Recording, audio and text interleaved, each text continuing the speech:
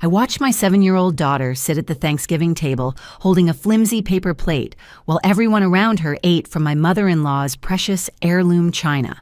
The same china she had bragged about for 30 years. The same china that supposedly survived the Great Depression and 2 world wars.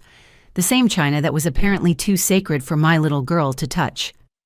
"She's too clumsy for the good stuff," Vivienne announced loud enough for the entire table to hear.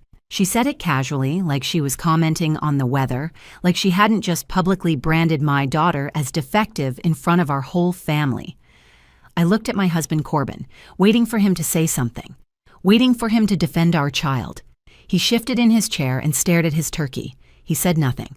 12 years of marriage, and I had never felt more alone than I did in that moment. My little girl's face crumbled. Her bottom lip trembled.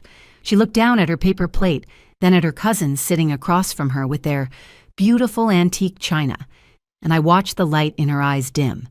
She didn't cry. That was almost worse. She had already learned at 7 years old that crying in front of Vivienne Winslow only made things worse. She leaned over to me and whispered 4 words that shattered my heart into 1,000 pieces. "Am I bad, Mommy?"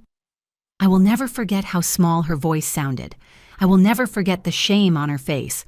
My daughter, my beautiful Wren, who drew pictures of butterflies and sang songs to our dog and still believed in magic, genuinely thought she had done something wrong. She thought she deserved to be singled out. She thought being different meant being less than everyone else at that table. And in that moment, something inside me finally snapped. But I did not scream. I did not flip the table. I did not grab my daughter and storm out of that house, though every cell in my body was begging me to do exactly that. Instead, I did something Vivienne never expected. I pulled out my phone and pressed record. "What are you doing?" she asked sharply, her fork frozen halfway to her mouth. "Making a memory," I replied. My voice was steady. My hands were not shaking. I had never felt more calm or more certain of anything in my entire life. This is a family gathering, isn't it? I want to remember every single detail. Vivienne's eyes narrowed, but she recovered quickly. She was too arrogant to think that video would ever matter.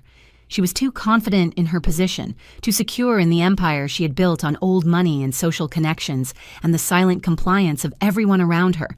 She thought I was just the poor girl her son had foolishly married.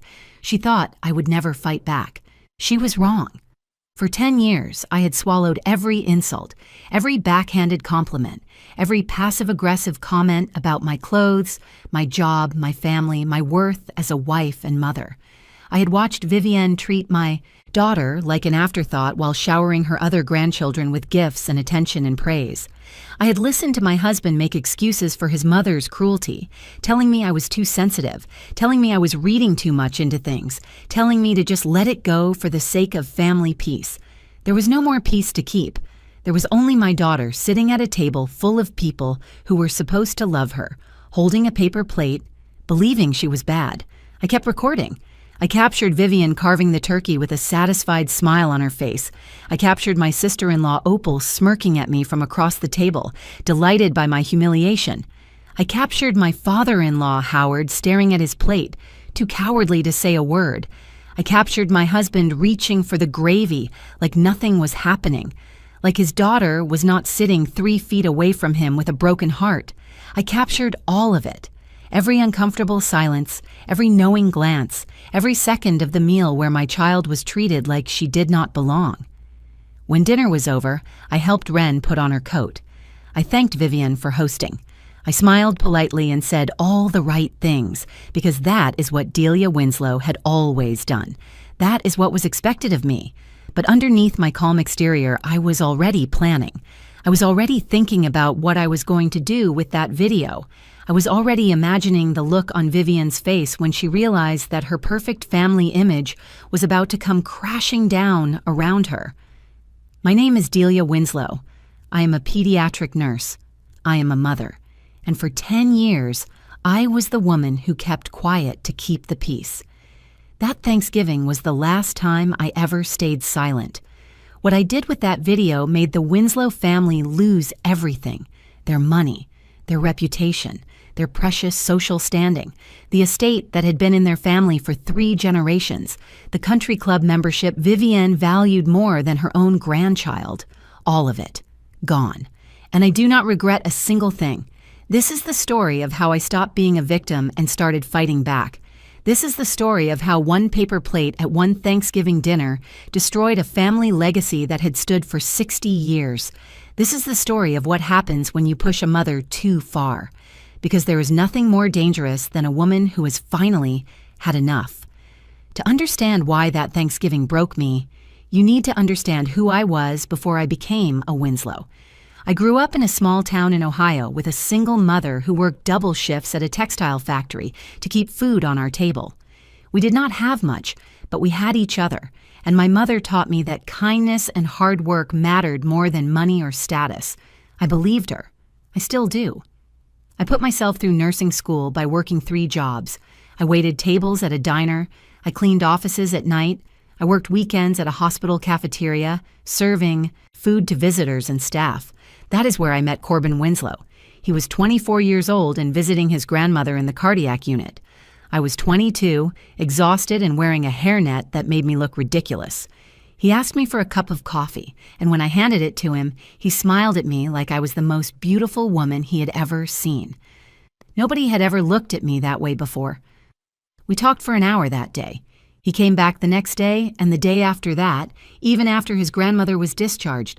He said he could not stop thinking about me. He said I was different from anyone he had ever met.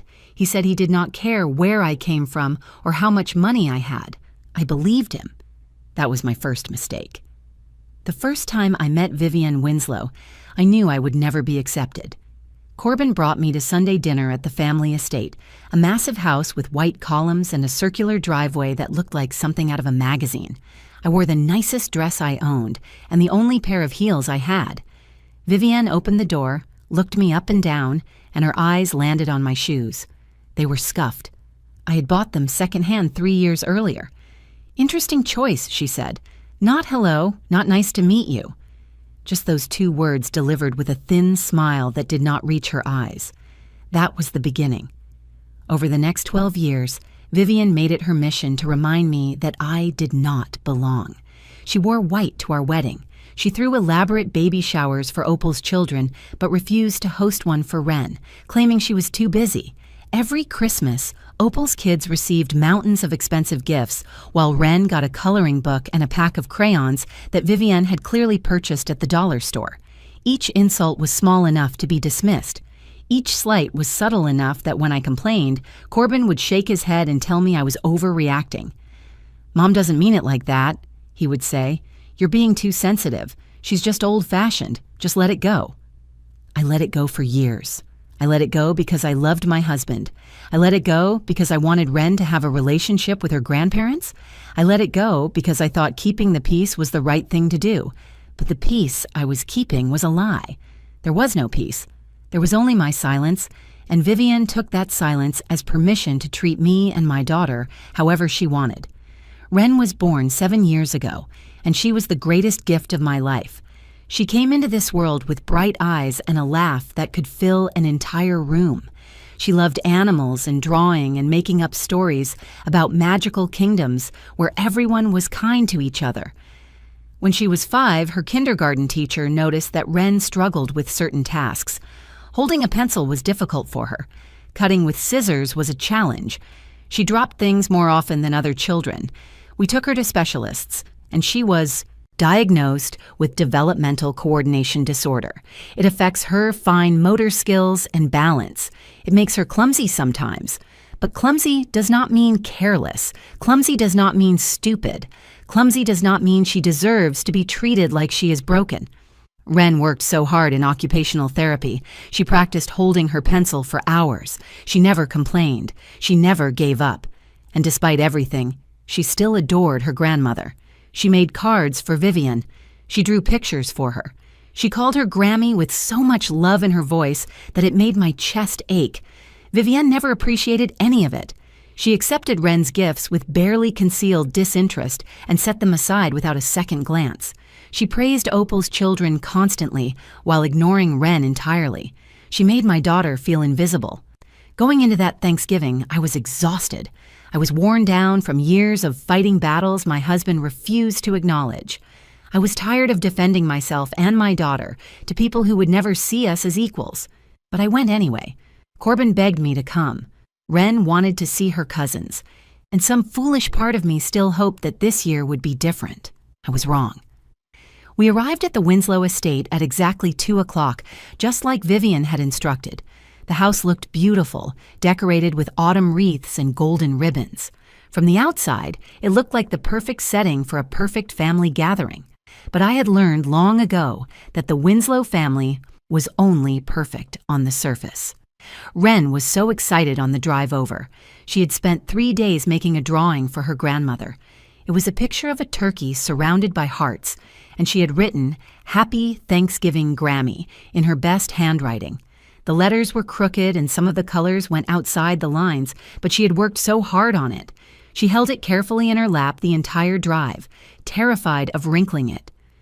"Do you think Grammy will like it?" she asked me. "I think she will love it," I said.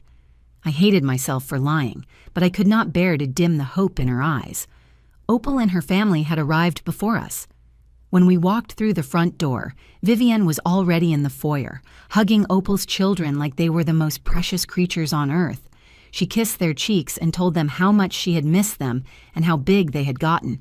Then she saw us. Her smile faded just slightly, just enough for me to notice. "Oh, you made it," she said flatly. Her eyes moved to Wren and her expression tightened. "Wren, try not to touch anything valuable today. We have a lot of breakable items on display."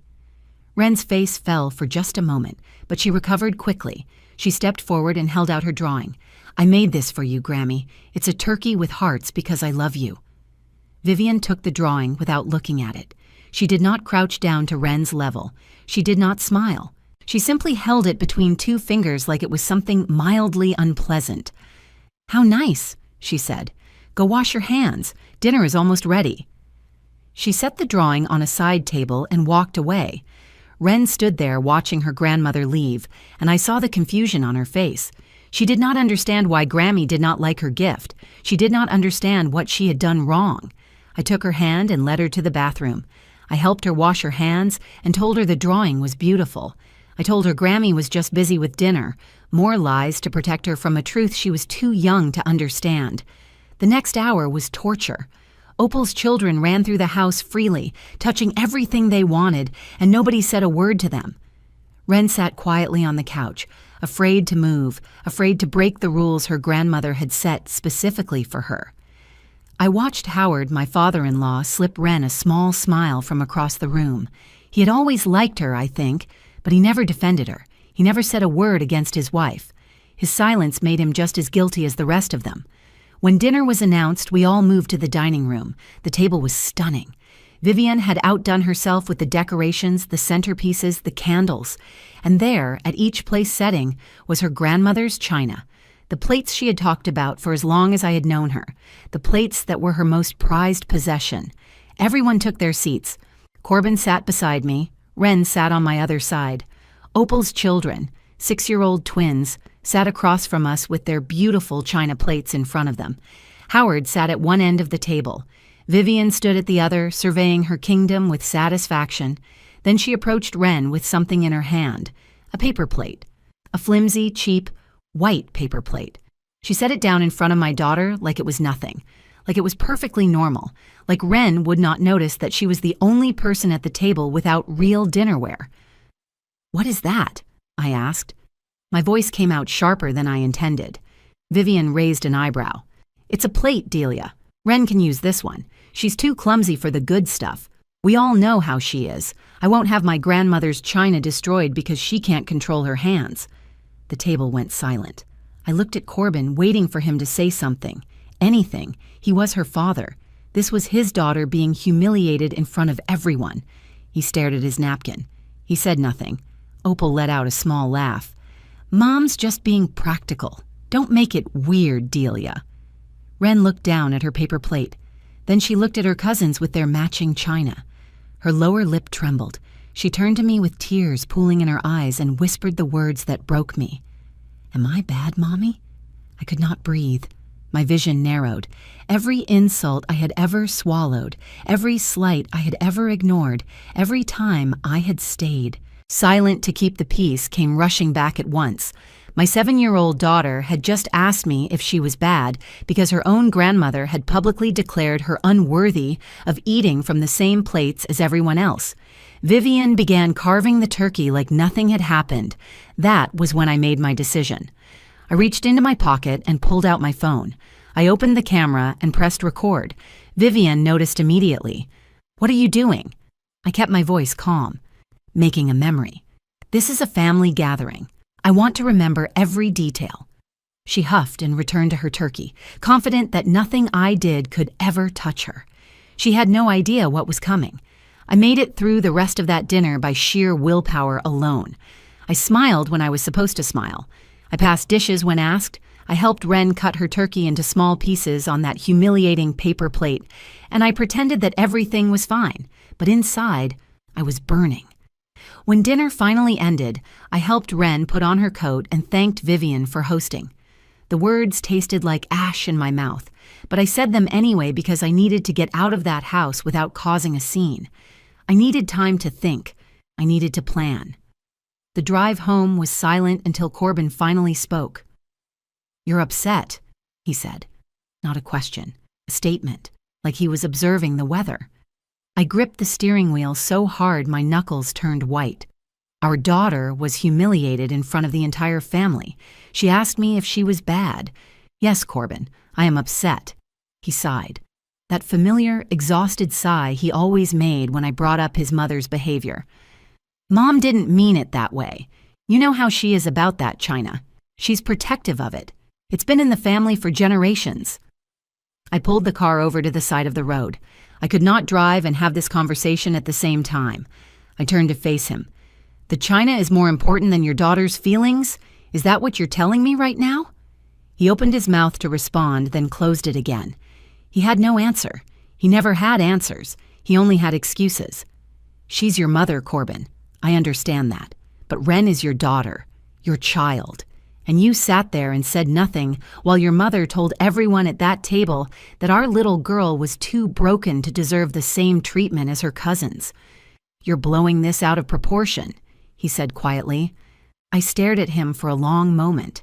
The man I had loved for 12 years. The man I had built a life with. The man who had promised to stand by me through everything. I did not recognize him anymore. I pulled back onto the road and drove the rest of the way home in silence. Ren had fallen asleep in the back seat, exhausted from the emotional weight of the day. I carried her inside, changed her into her pajamas, and tucked her into bed. I kissed her forehead and told her I loved her more than anything in the world. Then I went to my bedroom, closed the door, and watched the video. I watched it 17 times. I listened to Vivian's cold voice declaring my daughter too clumsy for the good stuff. I watched Ren's face crumble. I watched my husband sit there like a coward while his mother destroyed his child's self-worth. By the 18th viewing, I had made my decision. I was done protecting the Winslow family. I was done staying silent.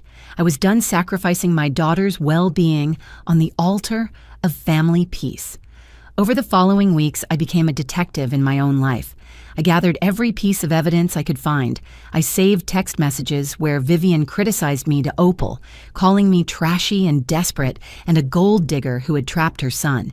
I found emails where she instructed Corbin to keep me out of financial decisions because I could not be trusted with money.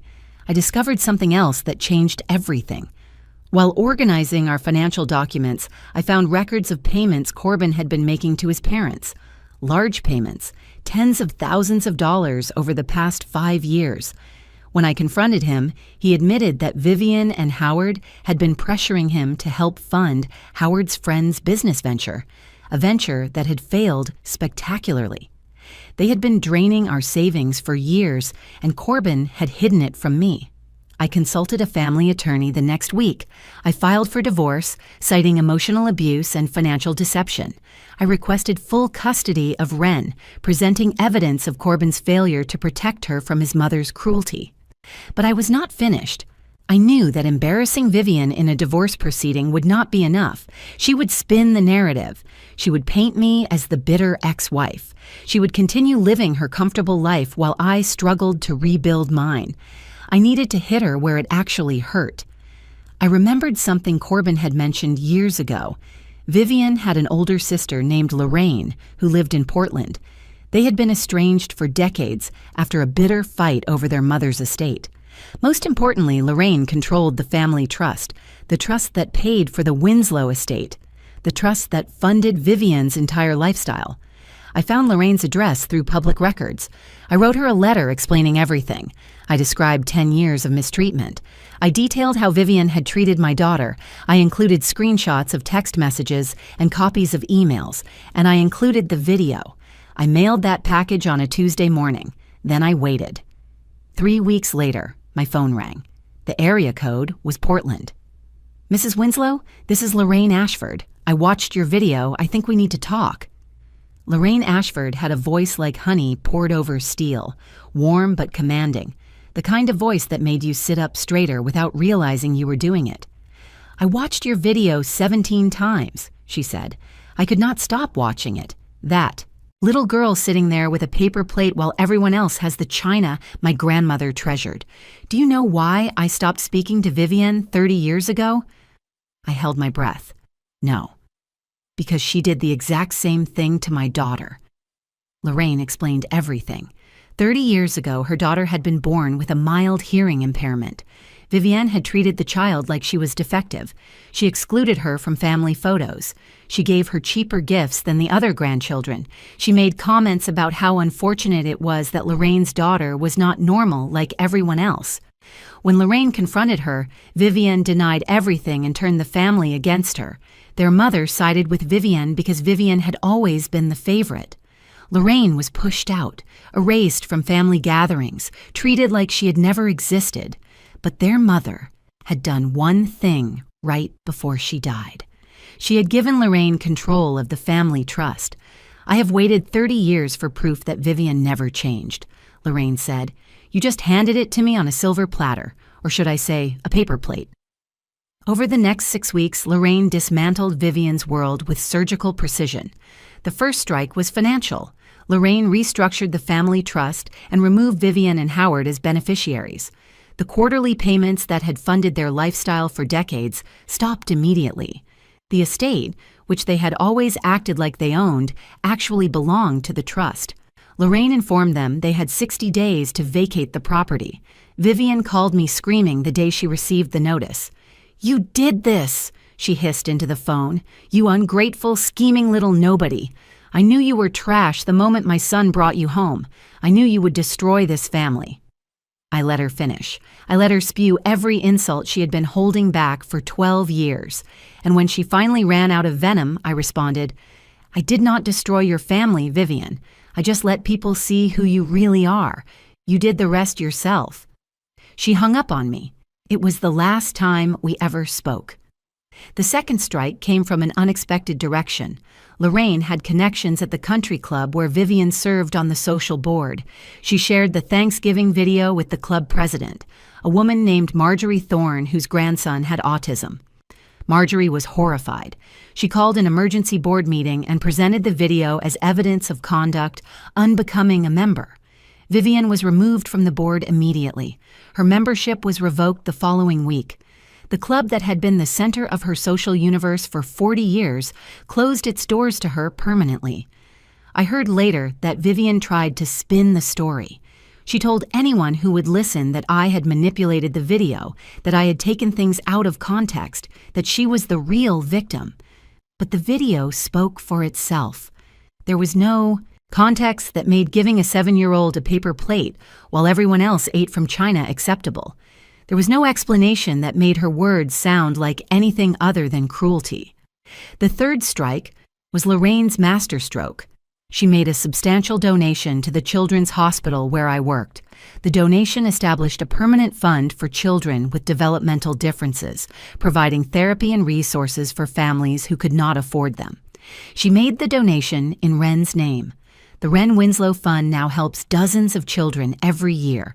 My daughter's name is on a plaque in the hospital lobby. She is not a source of shame. She is a source of hope for other children just like her. The divorce was finalized 2 months after Thanksgiving. I received full custody of Wren. The judge reviewed the evidence of Corbin's failure to protect our daughter and his pattern of enabling his mother's abuse. He was granted supervised visitation only. Corbin came to me one last time before the final hearing. He stood on my doorstep with red eyes and trembling hands. "I didn't know it was that bad," he said. "I swear I didn't know. I'll change. I'll stand up to her. Just give me another chance." I pulled out my phone and showed him a text message exchange between him and Vivian from 2 years earlier. In it, she called Wren a burden and a disappointment. His response was a simple thumbs-up emoji. "You knew, Corbin. You always knew. You just decided that keeping your mother happy was more important than protecting your daughter. I will never forgive you for that." I closed the door in his face. Vivian and Howard were forced to sell their possessions to afford rent on a small apartment across town. The antique furniture, the artwork, the jewelry, all of it went to auction. Opal, whose lifestyle had also been funded by the trust, suddenly had to find employment for the first time in her adult life. The Winslow empire, built on old money and silence and cruelty, collapsed in less than 3 months, and I watched it burn with no regret whatsoever. 6 months after that Thanksgiving, my life looked completely different. Wren and I moved into a small house on the other side of town. It has a little garden in the backyard where we planted tomatoes and sunflowers. It has a kitchen with yellow walls because yellow is Wren's favorite color. It has a front porch with 2 rocking chairs where we sit together on warm evenings and talk about her day. It is not a mansion. It is not impressive, but it is ours, and it is filled with love instead of judgment. Wren started working with a new occupational therapist who specializes in children with developmental coordination disorder. She has made incredible progress. She can write her name clearly now. She can cut paper with scissors without getting frustrated. She still drops things sometimes, but she no longer apologizes for existing when it happens. Last month, she came home from school, holding a certificate. Her teacher had given her an award for being the kindest student in her class. She held it up to me with the biggest smile on her face. "Mommy, my teacher says being kind is more important than being perfect. Isn't that cool?" I pulled her into my arms and cried. I cried because she was right. I cried because she understood something at 7 years old that Vivian Winslow never learned in 62 years. I cried because my daughter was going to be okay. She was going to be more than okay. She was going to be extraordinary. I think about the woman I used to be.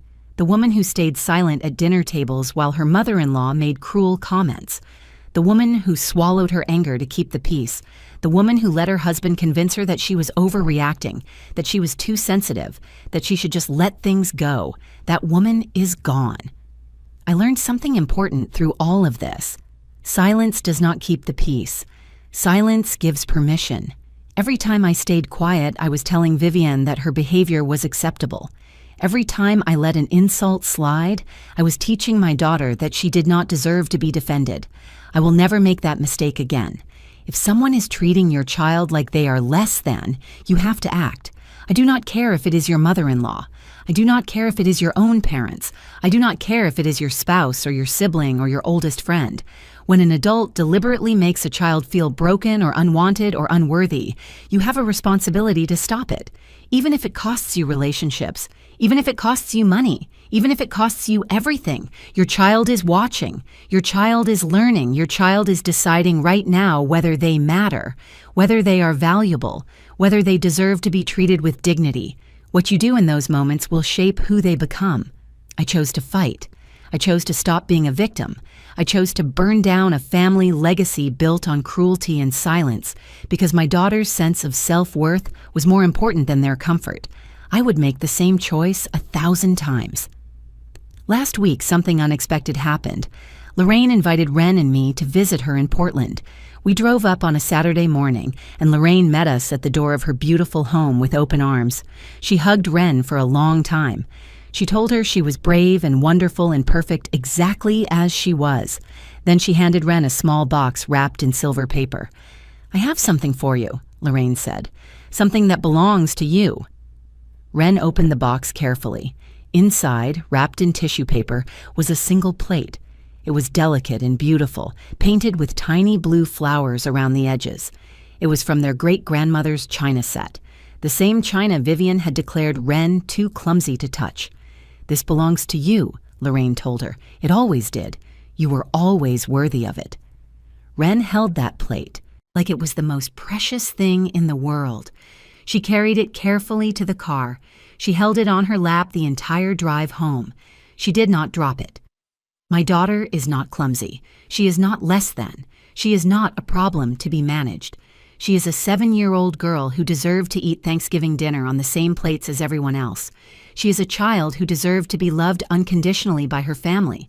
She is a human being who deserved dignity and respect. She has all of that now. She has a mother who will fight for her. She has a home filled with warmth. She has people in her life who see her for who she truly is. And she has a plate from her great-grandmother's china set sitting on a shelf in her bedroom, reminding her every single day that she was always worthy of the good stuff. That is worth everything I lost. That is worth everything I burned to the ground. That is worth every uncomfortable conversation and every legal battle and every tear I shed along the way. My name is Delia Winslow. I am a pediatric nurse. I am a mother. And I am no longer silent. If this story resonated with you, if it made you think about someone in your life who needs to hear it, I want you to do something for me. Hit that like button right now. Share this video with someone who might need to hear that they are allowed to fight back. Drop a comment below and tell me your story. I read every single one, and I want to know what you have overcome. And if you are not subscribed to this channel yet, click that subscribe button and join this community. We share stories like this every week, stories about ordinary people who refuse to stay silent, stories about standing up for yourself and the people you love.